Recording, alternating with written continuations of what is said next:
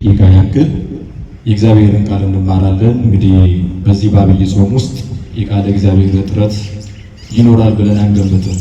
ይልቁንም በካቴድራሉ ላይ ያሉ ብርቱ መምህራን ያለማቋረጥ እንደሚያስተምሯችሁ እንደሚመክሯችሁ ባለሙሉ ተስፈኞችን እኛም በእድሜም በእውቀትም በለጥ ያሉ ሊቃውንት መምህራን ያሉበት ቦታ ነው። ነገር ግን አልፎ የአዋቂዎች የሊቃውንቱ እንዳለ ሆኖ የልጆቹም የህፃናቱም ይቀላቀል ብሎ ይመስለኛል ዛሬ የመጣ ነው። ልናስተምራችሁ ሳይሆን በመጠኑ የምናውቀው ልናጋራችሁ ብንል ይሻለናል። እንግዲህ እግዚአብሔር ከወደደና ከፈቀደ እንማማራለን ማለት ነው። ያስተምረን ግን እግዚአብሔር ነው ማለት ነው። አንድ ቀጠን ያለ ጥቁር ሰውዬ አያስተምርም። የሚያስተምረው መንፈስ ቅዱስ ነው። የሚያስተምረው እግዚአብሔር ነው። የሚያስተምረው መንፈስ ቅዱስ ነው ብላችሁ አይኗችሁን አሳምኑ። ኤንያ ኢየሱስ ክርስቶስ ያህዮከ ወይሳለከ ተንስ ንሳ አራተከ ወሁር በሚል ርዕስ እንማራለን። ኤንያ ሆይ ኢየሱስ ክርስቶስ ይፈውስሃል፣ ያድንሃል።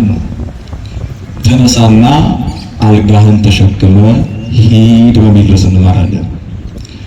ምናልባት ሁላችሁም ይህንን ቃል ስትሰሙ በእርግጠኝነት እያስታወሳችሁት ያለው ማንን ነው ከተባለ ማንን ነው? አቤት! ይሄ ታሪክ ግን ስለሱ ታሪክ አይደለም። ሁላችሁም ግን መጻጉዕ ነው ይሄንማ ጉድለታ ሰምተን የለ እያላችሁ ነው ይሄን በጆሮአችሁ። እንደዛ ግን አይደለም። እስቲ ኤንያ በሉላችሁ። ኤንያ ይሄ ስም ነው፣ የሰው ስም ነው። ምን የሚለው ኤንያ የሚለው የሰው ስም ነው።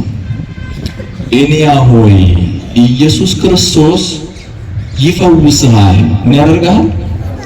ማን? ኢየሱስ ክርስቶስ። ተነሳና አልጋህን ተሸክመህ ሂድ። ምን አድርግ? ተነሳና ምን በል? አልጋህን ተሸክመህ ሂድ በሚል ቃል እንማራለን። አምላካችን እግዚአብሔር ሁላችንን የሚያስተምረን የሐዋርያት ሥራ ምዕራፍ 9 ቁጥር 34 ላይ የሚገኝ ቃል ነው። ይህ ቃል ምን ላይ የሚገኝ ቃል ነው? የሐዋርያት ሥራ ምዕራፍ 9 ቁጥር 34 ላይ የሚገኝ ቃል ነው። ያ ኤንያ ኢየሱስ ክርስቶስ ሲፈይሳ አዲስ ከኢቲ ስሬኬ ባተዱት ዴሚ መካና ኤንያና ከንፈይሱ ኢየሱስ ክርስቶስ ጀቻ ከመሙ ከንበታ ጅሩ ዱከቦተ ጎፍታ ኬሳ አንገፈ ከንጀደም ጃለለ ክርስቶሲን ለጴኒሳ ከንጫቤ መነሳፊ ዳይመኒሳ ቀበኛፊ ማቲወን ኢሳ ሁንደ ዲሴ ክርስቶስን ፍለቴ ክርስቶሶችን ከንጀራቹዳፍ ኦፍ ካዲሚ ሁንዳ ዲሴ ሁንዳ ከነማፍኪን ዋቅዮን ከንፍለቴ ሁንደ ከንዲሲሰ ነሞዩ ዋቅዮፍ ዋንቴፍ ያ ክርስቶስ ያ ዋቅዮ ኑቲ ሁንዳ ዲስኔ ሲፋነ ቡኔ ኤጋቲ ገቲን ኬኛ ማሊ ጀኔ ከንጋፈተ አብዲ ሳገር ፉልራን ከበቹዳፍ ጅሩ ዋን ቀሳራ ከንደገ አባጌ ዱከዋ ክርስቶስ ሁሉ ጴጥሮስ ጀቸ ከንበት ጀቸ ከንክሪስን አርገተን ኩታ ተታው ሁሉ ኬሳ ሁጂ ዱከቦታ ሁኩና ስገል ለፖስ ሰዱኛ ፍቱባ ተከተ ቀደም ሲል የተናገርኩትን ርዕስ እንዳለ ባለበት እናቆየውና እኔ ወደ ኋላ መለስ ብለን የሐዋርያት ሥራ መጽሐፍን በመጠኑ እንድንዳስስ እፈልጋለሁ። የሐዋርያት ሥራ በቤተ ክርስቲያናችን አስተምህሮ የገድል መጽሐፍ ነው። የገድል መጽሐፍ፣ ገድል ማለት ለክርስትና የሚከፈል የሥጋ ድካም፣ የሥጋ ጥረት፣ የሥጋ ልፋት ማለት ነው። ለክርስትና የሚከፈል የሥጋ ድካም፣ የሥጋ ልፋት፣ የሥጋ ጥረት ገድል ማለት። በዚህ ውስጥ ደግሞ የነፍስ ዋጋ ማግኘት ነው ውጤቱ። በሥጋ በሚደረግ ድካም፣ በሥጋ በሚደረግ ልፋት የነፍስን ዋጋ ማግኘት ነው ገድል ማለት። ይህ የሐዋርያት ሥራ የተሰኘ መጽሐፍ የገድል መጽሐፍ ነው። ይኸውም የአባቶቻችን የሐዋርያት የሥራቸው የተግባራቸው የየዕለት የውሎ ዘገባቸው የት ውለው ምን ሰሩ፣ የት አድረው ምን አደረጉ የሚል የአባቶቻችን የሐዋርያትን ታሪክ ከብዙ በጥቂቱ የሚነግረን መጽሐፍ ነው። በዚህ በሐዋርያት ሥራ መጽሐፍ ላይ ሁለት ሐዋርያት በዋናነት ስማቸው በተደጋጋሚ ተጽፏል። ስንት ሐዋርያት አልኳችሁ? ሁለት። የመጀመሪያው ቅዱስ ጴጥሮስ ነው። በዚህ በሐዋርያት ሥራ መጽሐፍ ላይ ታሪኩ በጣም ተጻፈ የተባለው ቅዱስ ጴጥሮስ ነው። ለምሳሌ የሐዋርያት ሥራ ምዕራፍ 2 ስታነቡ ቅዱስ ጴጥሮስ ቋንቋ ከተገለጸለት በኋላ ወይም ቋንቋ ከተሰጣቸው በኋላ ነፍሳትን ሲያጠምቅ እናያለን። የገሊላ ሰዎች አይደሉም እንዴ እነዚህ ደግሞ ሲባሉ እናያለን። በጣም በብዛት በዋናነት ደግሞ በዚህ በሐዋርያት ሥራ መጽሐፍ ላይ በጣም በስፋት ከቅዱስ ጴጥሮስ በበለጠ ሁኔታ ታሪኩ የተጻፈው የየዕለት ዘገባው የተጻፈው ደግሞ የቅዱስ ጳውሎስ ነው። የማን ነው አልኳችሁ? የቅዱስ ጳውሎስ ነው።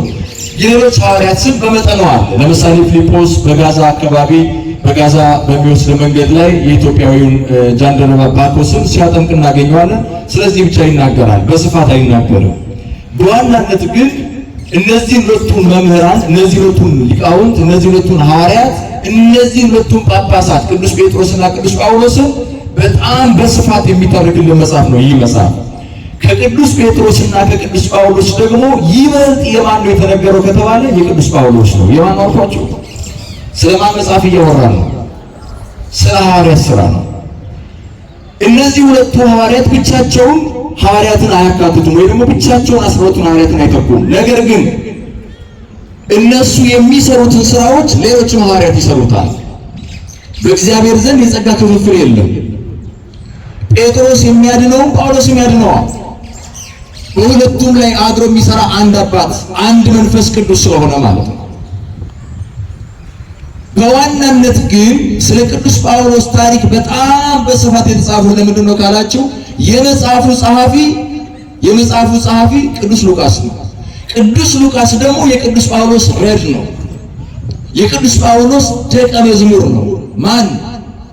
ቅዱስ ሉቃስ። ተማሪ የመምህሩን ነገር አብዝቶ ይናገራል።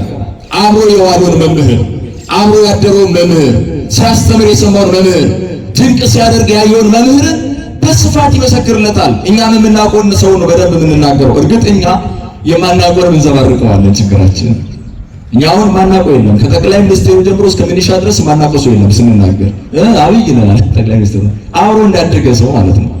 ይሄ ልቅነታችን ነው። አናውቀውም። የት እናውቀዋለን? በሚዲያ ሽፋን ነው እንጂ የምናየው፣ በፎቶ ነው እንጂ የምናውቀው። ስለማናውቀው ሰው አለመናገር ነው ያለብን።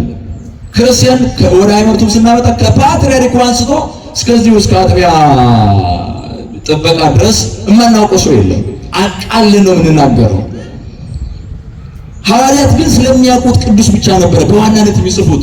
ያ ማለት ግን እነሱ የሚጽፉት አንድ ቅዱስ አባት የሚያደርገው ሌላኛው ቅዱስ አባት የሚያደርገዋል።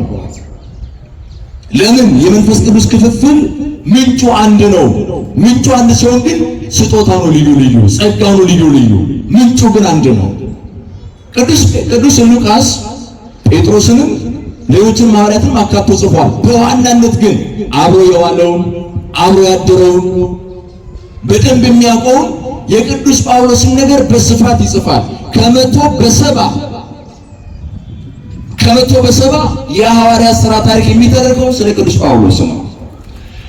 20% ስለ ቅዱስ ጴጥሮስ ነው። 10 ስለ ሌሎቹ ሐዋርያትና ስለ አካባቢው ስለ አይሁድ ታሪካቸው የሚናገር ነው። ይህ የሐዋርያት ሥራ መጽሐፍ ቅዱስ ሉቃስ በመጽሐፍ ቅዱስ ጥናት 2 መጽሐፍትን ጽፏል። የመጀመሪያው የቅዱስ ሉቃስ ወንጌል የሚባለው መጽሐፉን ነው። ሁለተኛው ደግሞ ይህንን መጽሐፍ ነው የጻፈልን። ማን? ቅዱስ ሉቃስ። በሁላችንም ጋር ይሁን።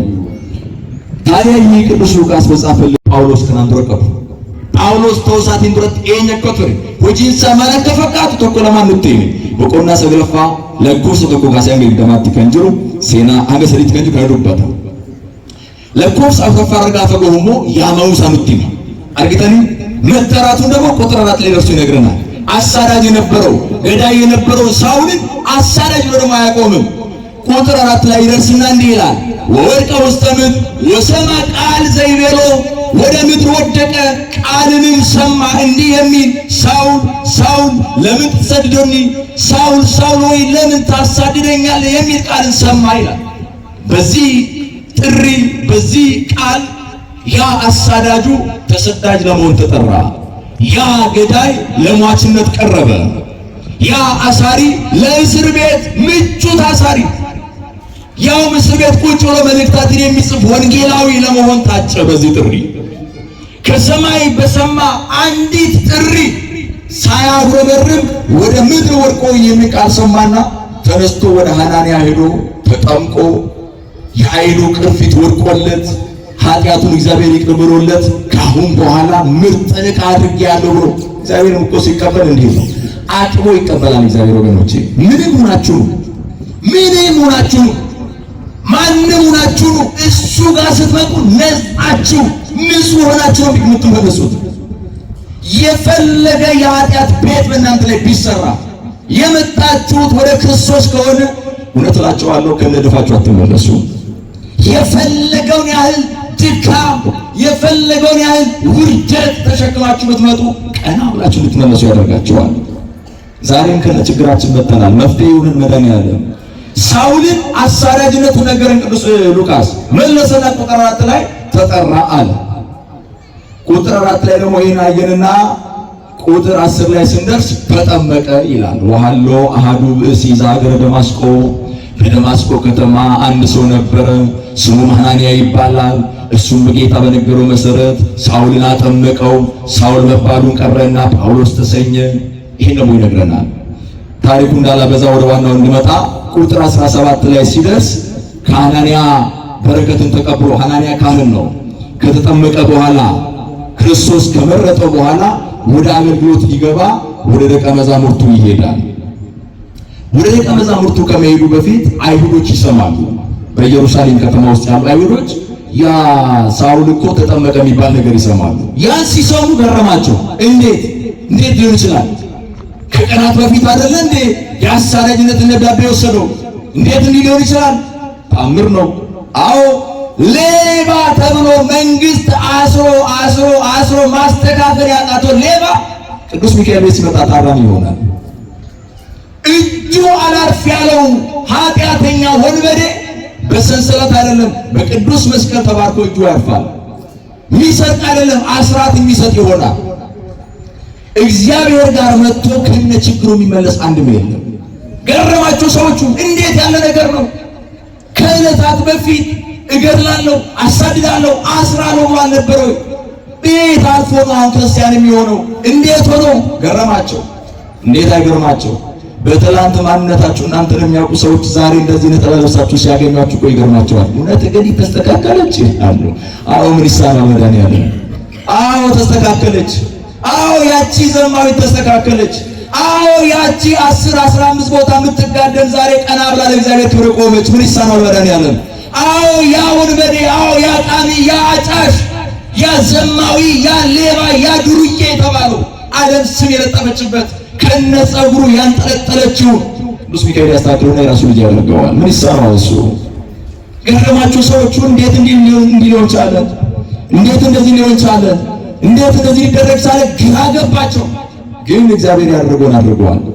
ከዛ ደግሞ ይቀጥልና ቁጥር 25 ላይ ስትደርሱ ሕዝቡን ያስገረመ ቅዱስ ጳውሎስ ወደ ሐዋርያት ሄዶ ከእንግዲህ በኋላ ወንድማችሁ ነኝ፣ ከእንግዲህ በኋላ አብሬያችሁ ነው ማስተምረው፣ ከእንግዲህ በኋላ ከእናንተ ጋር ነው ማገለግለው ብሎ ለትውውቅ ልክ መምህር ወገኔ ከዚህ ከአዳማ ኪዳነ ምሕረት ወደ ቅዱስ ሚካኤል መጥቶ እነ መምህር ፈጠነን፣ እነ መምህር ኢሳያስን፣ እነ መምህር ከጥበብን ሌሎችን መምህራንን መጥተው ከእንግዲህ አብረን ነው የምናገለግለው ብለው በብፁዕነታቸው ፈቃድ እዚህ መጥተው እንደተቀላቀሉ ሁሉ ሳውል ከዛ ከነበረበት የብሉይ ኪዳን አገልግሎት ወጣና ወደዚህ ወደ አዲስ ኪዳን አገልግሎት ሲመጣ ሊተዋወቃቸው ሲሄድ ሐዋርያቱ ፈሩት። ይገርማቸዋል። ፈሩት። ይሄ አውቆ ነው ትላንት አሰራጅ አልነበረ ተመሳስሎን ያጠፋል ነው አሉ። ጨነቃቸው። አያውቁትም። ምን አይነት ጸጋ እንዳደረበት አያውቁትም። ምን አይነት የእግዚአብሔር ኃይል እንዳደረበት አላወቁትም። ገና ማንም አልቀበለውም አለ። በርናባስ የተባለ ረድ ከ72ቱ አርድእት አንዱ ረድ እሱ ብድግ አለና ቆይ አላቸው። ተረጋጉ፣ እናንተ እናስባችሁት አይደለም። ይህ ዛሬ በእናንተ መሃል ቆሞ ያያችሁት ሰውዬ ከዕለታት በፊት ከወራት በፊት እርግጥ ነው እናንተ እንዳላችሁት ነበረ። ዛሬ ግን እሱ ሌላ ሰው ነው። ዛሬ ከኛ ይበልጥ ላይ ሊያገለግል የሚችል ነው። እግዚአብሔር መርጦት ልኮታል፣ ቀብቶት ልኮታል። እንዲያውም ደማስቆ ውስጥ ተጠምቆ ከተነሳ በኋላ አስተምሯል። በጌታችን ማመኑ በይፋ ተናግሯል። የገዛ ወገኖቹ ዛሬ ጣልተውታል ክርስቲያን ስለሆነ እሱ ወንድማችን ነው ብሎ አስተዋወቀው በርናባስ። ከዚህ በኋላ እንግዲያውስ እንደዚህ ከሆነ እንቀበል ብለው ይቀበሉታል። ቁጥር 27 ላይ ቁጥር 30 ላይ ስትደርሱ ሳውል በቃ ከእንግዲህ ከተመለሰማ ከእንግዲህ ሐዋርያ ከሆነማ ለምን እናቆማለን ለምን እንከለክለዋለን ብለው ለመጀመሪያ ጊዜ የአገልግሎቱ መገናኛ ቦታ እንድትሆን ጠርሴስ ወደ ተባለች ሀገር ላኩት። ጠርሴስ ሄደና ማስተማር ጀመረ። ከዚያ በኋላ በረከቱ ይደርብን 14 መጽሐፍትን ጻፈልን። ስንት መጽሐፍትን ጻፈልን? መድኃኒዓለም ሲለውጥ እንዲህ ነው 14 መጽሐፍትን 14 መልእክታትን ጻፈ። የኔ ሐሳብ የኔ ፍላጎት የቅዱስ ጳውሎስን ታሪክ መተረክ አልነበረም። የዚህ የሐዋርያት ሥራ ምዕራፍ 9 እንድታውቁት ፈልጌ ነው። ቁጥር 30 ላይ ደርሰናል። እስከ 32 ያለው የሱ ወደ ጠርሴስ መላክን የሚናገር ክፍል ነው። ቁጥር 32 ጀምሮ ያለው ነው አሁን ሰጥሪ ነግራችሁ። ቁጥር 32 ላይ ስትደርሱ የቅዱስ ጳውሎስን ነገር እዛ ላይ ያቆምና ስለ ቅዱስ ጴጥሮስ ይጀምራል። ቁጥር 32 ላይ እንዲህ ይላል ወእምዝ አንሶሰው ጴጥሮስ ባለ ሁሉ በቅዱሳን እለ የነበሩ ልዳ በተባለች ከተማ ውስጥ በነበሩ ደቀ መዛሙርትና በነበሩ ሰዎች መካከል ይላል ጴጥሮስ መመላለስ ጀመረ። ዛሬም ቅዱስ ጴጥሮስ በመካከላችን ይመላለስልን። አወቃችሁት ግን ቅዱስ ጴጥሮስን በጥላው የሚፈውሰውን እኮ ነው የምላችሁ። በመካከላችን ይመላለስልን። ስንት ታማሚ በመካከላችን አለ። የሥጋውን ብቻ እንዳትመለከቱ። አይምሮ ጭንቀት ቤት የሰራበት አይምሮ ተጠቦ ራስን አጥፋ ራስሽን አጥፊ የሚል ስንት አለ። ዛሬ ቅዱስ ጴጥሮስ በመካከላችን ይመላለስልን። አዎ እሱ ሲመጣ መንፈስ ቅዱስ ይመጣል። ከሱ ጋራ የጌታ የመንፈስ ቅዱስ ኃይል ይመጣል። መጣና በመካከላቸው ተመላለሰ። ወረከበ በህየ ብእሴ ዘስሙ ኤንያ ይላል። በዚያ በልዳ ከተማ ውስጥ ሲመላለስ በዚያ በልዳ ባሉት ክርስቲያኖች መሃል ሲመላለስ አንድ ኤንያ የተባለ ሰውን አገኘ። ማን የሚባል ኤንያ የሚባል ሰው አገኘ ይልና ወሰመንቱ ዓመቱ ሎቱ እንዘ ደወየ ወሰከበ ውስጥ አራቱ። ይህ ሰውም ታሞ አልጋ ላይ ከተኛ 8 ዓመቱ ነው። ስንት ዓመቱ ነው? 8 ዓመቱ ነው። እሱን አገኘው ይላል።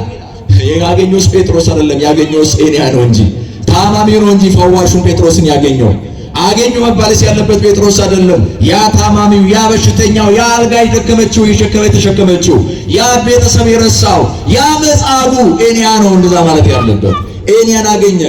ቁጥር 33 እንዲህ ይላል ወረከበ በህየ ካለ በኋላ ወይቤሎ ጴጥሮስ ይላል። ጴጥሮስም ያንን ኤንያን እንዲህ አለው፣ ኤንያ ተሳሃለከ ያህወከ ኢየሱስ ክርስቶስ ተንስ ወንሳ አራተከ ወሁር።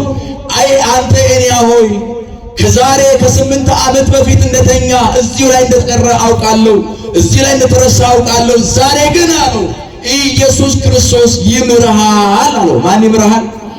ማን ይምርሃል? እያዳነ እኮ ያለው ቅዱስ ጴጥሮስ እኮ ነው። እያዳነ ያለው የሚታየው ቅዱስ ጴጥሮስ ነው። በጴጥሮስ ላይ ግን ማን አለ ከተባለ ኢየሱስ ክርስቶስ አለ። ኢየሱስ ክርስቶስ ያድንሃል፣ ይምርሃል፣ ተነስ፣ አልጋህን ተሸክመ ሂድ አለ። ምን በላለው? ይህንን ቃል በቃል ጴጥሮስ ከማን ሰምቷል? ከጌታ ሰምቷል። ባለፈው ወንጌል ላይ እንደተማራችሁት ያንን መጻጉ እናንተ ያላችሁትን። በዚህ አጋጣሚ መጻጉ ይህ ኤንያ መጻጉ ይባላል። መጻጉ ማለት አልጋ ላይ የቀረ የአልጋ ታማሚ ማለት ስለሆነ የትኛውም ታማሚ መጻጉ ይባላል። በግዕዝ የታመመ አልጋ ላይ የቀረ ማለት ነው።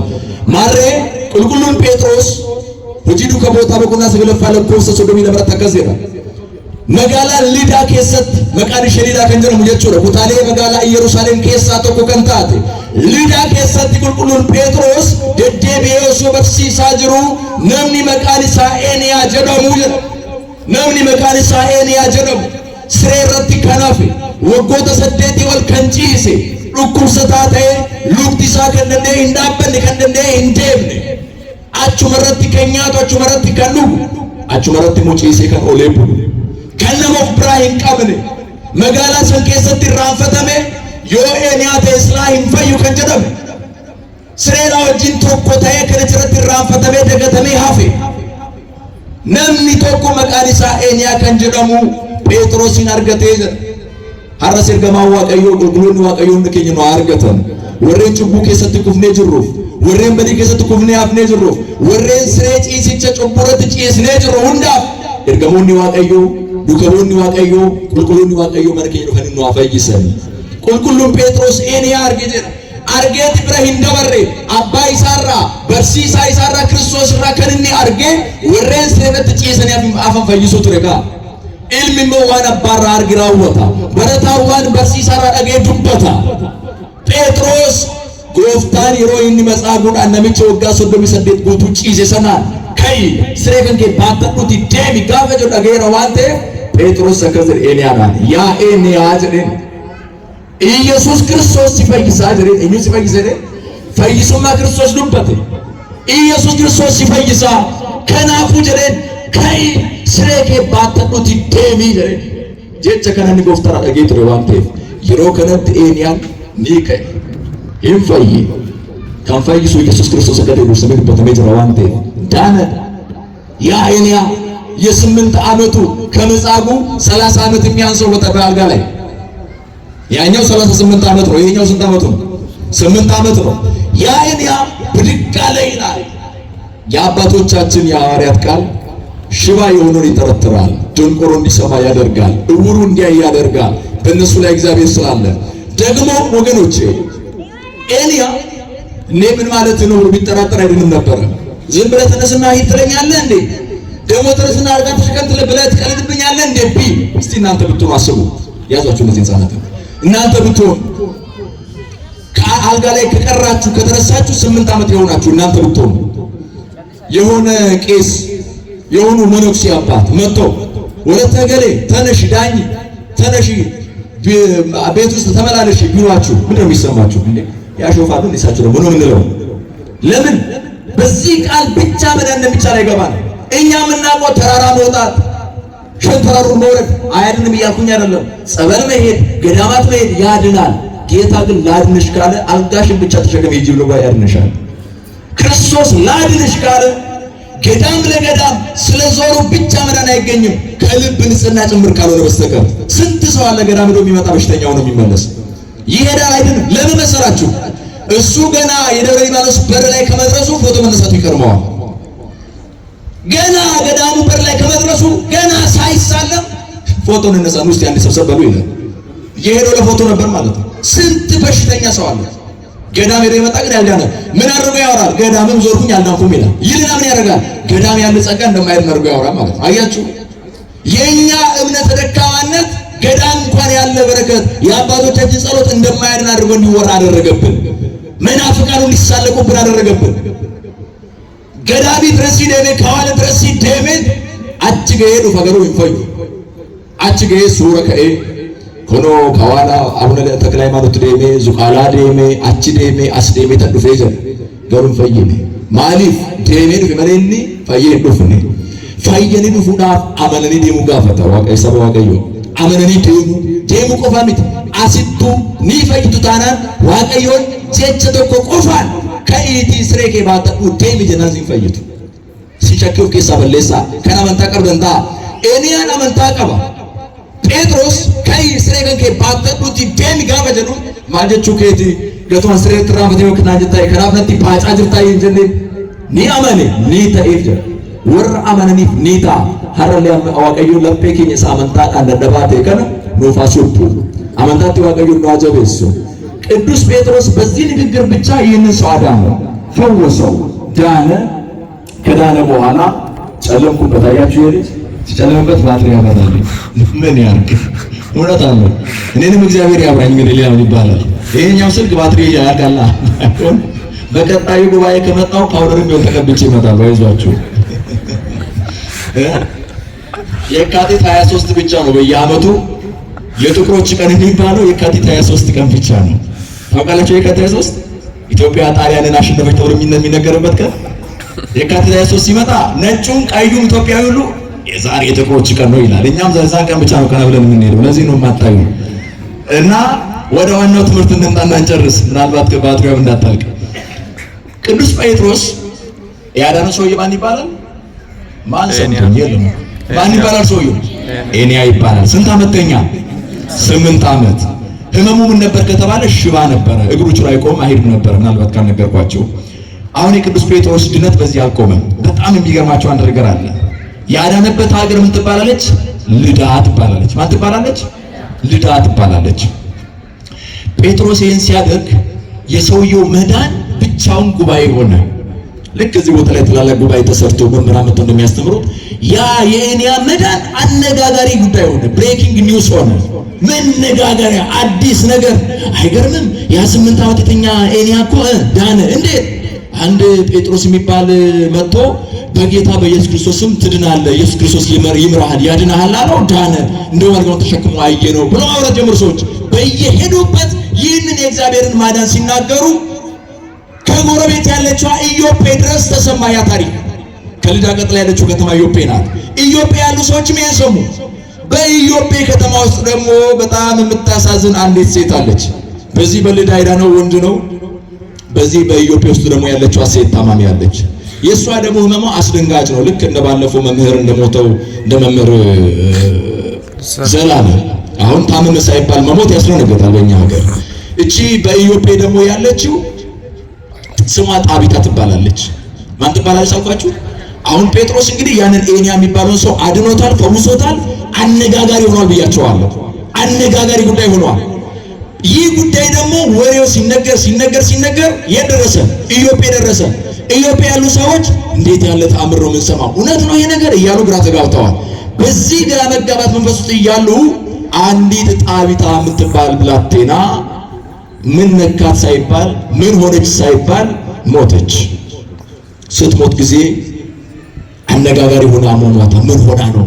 ምን ነክቷት ነው? ታማ ነበር ወይ? እንግዲህ የኛ ሀገር ንግግር ሰው ሲሞት ወደ ነፍሱ ይማር ጸሎት አንዴ እንተው ምን ሆኖ ነው ጥናት እናደርጋለን። በኋላ ምን በልቶ ነበር ከነማን ጋር ነበረ ብለን ወደ ኋላ ትምህርት እናጠናና ያ ምንም ፍንጭ ደግሞ ካላገኘን ጉበት በሽታ ነበረበት እንላለን።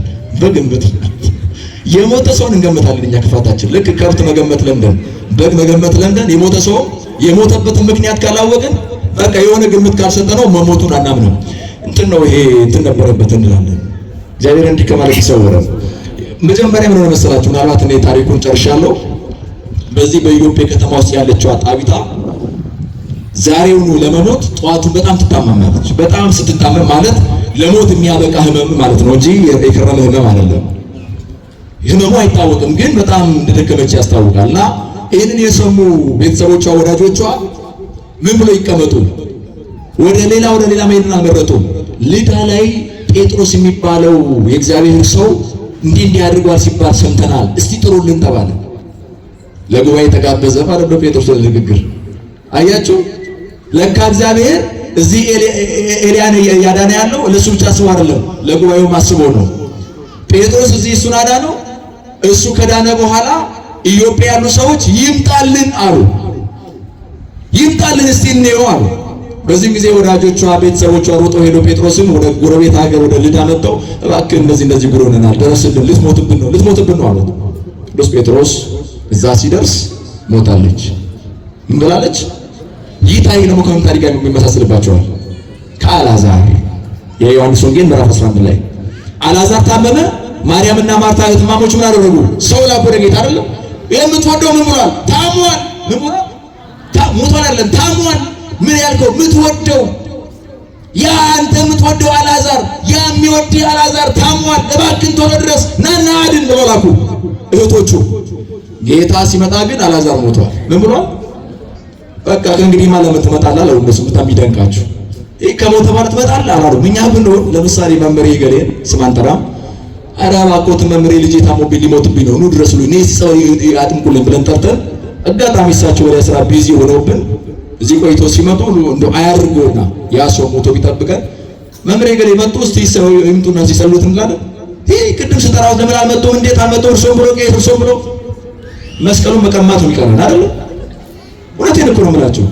ቅድም አይደል ነው ወልኩሏት አሁን የሚመጡት እንላለን። ከፍ ዝቅ አድርገን እንሳደባለን። እውነቴን ነው። የማርያምና የማርታ ትትና በጣም ቢደንቃችሁ ወንድማቸውን ቀብረውታል። ከቀበሩ ስንተኛ ቀን ነው? 4ኛ ቀን። ጌታ ሲመጣ ግን አላኮረፉትም። ሩጣ ወጣች ማርያም፣ ሩጣ ጉልበቱ ላይ ወደቀች። መምህር ሆይ ጌታዬ ሆይ ያ የምትወደው ወንድማችን ያ የሚወደው ወንድማችን እኮ ሞተ አለችው። እንባዋ የጌታን እንባ ሳበ። ልክ ፍቅር ከሰማይ አውርዶ ወደ ምድር እንዳመጣው የማርያም እንባ የማርታ እንባ ከጌታ አይኖች እንባን ጎትቶ አፈለቀ። ጌታ አብሯቸው አለቀሰ። ምንም ማድረግ እንደማይችል ሆኖ አለቀሰ። እንዴ ዝም ብለህ ከኛ ጋር ታለቅሳለህ ያላሉትም ማልቀሱ አጽናናቸው። ከዚያ ቀጥሎ ነው ሐዘናቸውን ከተጋራ አብሯቸው ካለቀሰ በኋላ የት ቀበራቸው አሳዩኝ አለ። አሳዩት። ገለል በሉ አለ። ወደ አባቱ ወደ አባታችን ወደ አምላካችን ጸለየ። ከዚያ በኋላ አልዓዛር ና ውጣ አለው። ወጣ። የ4 ቀን ሬሳ ትኩስ ወጣት ብርቱ ወጣት ሆኖ ወጣ። በመካከላቸው ተመላለሰ። አዩና ተደነቁ። የመጡ አይሁድ ሁሉ አመኑበት ይላል መጽሐፍ። ዛሬም በዚህኛው በኢትዮጵያ ውስጥ ልክ እንደ አልዓዛር ጴጥሮስ እዛ ሲደርስ ሞታለች። ጣቢታ ሞታለች። ሞታ ልትቀበር ደርሳለች። ገንዘዋት ምን ብለው በቃ በሉ መቃብሩን አዘጋጁ ተባለ ነው። ጴጥሮስ መጣና ገለል በሉ አላቸው። የዘመናችን እንፈውሳለን ባዮች ሰብሰብ በሉ ነው የሚሉት። ጴጥሮስ ደግሞ ገለል በሉ ምን በሉ። የኛ ዘመን ድነት ጸበላችንም እኮ ቢሆን ተበላሽቷል። እንደው መወቃቀስ እኮ አለብን። ጸበል ቦታ ከሆዷ እባብ ወጣ ይቀርሳል። እባቡ ምን ሊሆን አናምንም ወይ? የኛ ጸበልም እኮ ከሌሎቹ እኮ የተሻለ እኮ አይደለም። ድነቱን አለ ብያልኳችሁ ያለው የኛ ስርዓተ ቢስነት ነው እያልኳችሁ ያለው። ሩቅ አትሉ። እዚሁኛ አካባቢ ያሉትን እስቲ ጸበሎችን ገዳማትን ሲጎኙ ለማስታወቂያ እንዲሆን የሆነ እናት ታሞ ከውስጣቸው የሆነ መርዛማ ነገር ከወጣ ይቀረስ ገበያ ላይ ይዋል። እኛም ደግሞ ምልክት ካላየን እናምነው ወገኖቼ። ምልክትን መፈለግ ያስወቅሳል። ትውልድ አማጺቶ ዘማዊ ትምህርት ታሐሰሶ ትምህርት ሰይጅት ዋጳ ዘእንበለ ትምህርት ዮናስ ለምን ያለው ጌታ ምልክትን መሻት ያስወቅሳል። እንዲሁ ማመን ነው የሚያጸድቀው። አይቶ ማመን አይደለም ሳያዩ ማመን ነው የሚያጸድቀው። እኛ ሀገር አሁን ዛሬ ሽባ ዳነ ሲባል ካልተቀረጸ አናምንም። ከዛ የተነሳ በየቦታው ሰው ሲድን ጸበል ቦታ ገብቶ ይቀረጻል። መሆን የለበትም። አላስተማረንም መጽሐፍ ቅዱስ አይነግረንም። እንዲህ አይለንም። ገለል በሉ ጌታ ምን ያለው መጽሐፉን አዳነው። አልጋ ተሸከማለሁ ዞር አለ ነው የሚለው መጽሐፉን እኮ ካዳነው በኋላ ሰዎች ማን ያዳነ እኮ ሲሉት እኔ እንጃ አላየሁትም ነው ያላቸው። በሌላ ጊዜ እኮ ነው ቤተ መቅደስ አግኝቶ ይሄኛው ነው ያዳነኝ ብሎ ነገራቸው። በእለቱ እንዳዳነው እንኳን አልነገረውም። እኛስ ብንሆን 5 ብር ሰጥና ና ረድቻለሁ ፎቶ እንነሳ ይላል። ትንሽ ሰጥተን መታወቅ እንፈልጋለን ወገኖች። ደካማነታችን ክርስትናው አልገባንም፣ ሩቅ ነን። ጴጥሮስ ገለል በሉ አለ። ገለል አሉለት። ተንበርክከና ጸለይ ነው ያባት። በዚህ ጊዜ ጣቢታ ሆይ ተነሺ አለ። ምን ባያለት ምን ሲባል ሰምቷል? አልዓዛር ሆይ ተነስ ሲባል ሰምቷል። ጣቢታም ብድግ አለችና አይኗን ግልጥልጥ አደረገች። በይ ተመላለሽ የቤተሰቦችሽ መካከል ተመላለሰች። ደስ አላቸው። በጣቢታ ምክንያት ደግሞ ሌላ ሰው አመነበት። ታዲያ ዛሬም ወገኖቼ ቤተ ክርስቲያን ስትመጡ ለማየት ብቻ ነው፣ ለመታየት አትምጡ። ለማየት የእግዚአብሔርን ድንቅ ነገር ለማየት ህመማችሁ ውስጥ እግዚአብሔርን ፈልጉ። አልጋችሁን በእንባ ብቻ አታርሱት። በአልጋችሁ ላይ የሚያድናችሁን እግዚአብሔርን ፈልጉት። እዛው ቤታችሁ ውስጥ ሩቅ አትሄዱ። ምን ጠንቋይ ቤት ወሰዳችሁ? እዛው አልጋ ላይ እንደ ቅዱስ ዮሐንስ አልሰማችሁትም? እንደ እግዚአብሔር ይረድኦ ውስጥ አራተ ህማሙ ወይ መይጥሎቱ ኩሎ ምስካሪሁ እግዚአብሔር ይረዳው ውስጥ አራተ ህማሙ አለ። እግዚአብሔር አለ በህመሙ አልጋ ላይ እያለ ይረዳዋል አለ። በምኑ ላይ እያለ? በህመሙ አልጋ ላይ እያለ ወይ መይጥሎቱ ኩሎ ምስካሪሁ አልጋውንም ደግሞ ያነጥፍለታል። አስባችሁታል? እግዚአብሔር መጥቶ አልጋ ሲያነጥፍላችሁ ወይ መይጥሎቱ ኩሎ ምስካሪሁ ምስካሪውን ወይም ደግሞ እሱ የሚተኛበትን አንሶላውን ያነጥፍለታል። ትርጉሙ ሌላ ቢሆንም በዚህ ልክ እግዚአብሔር ቅርብ መሆኑን መጽሐፍ ይነግረናል። ስንታመመኛ ወደዚህ አይደለም። 2 እግር አለኝ ተብሎ በዛፍ ይወጣል እንዴ? ይቆያል።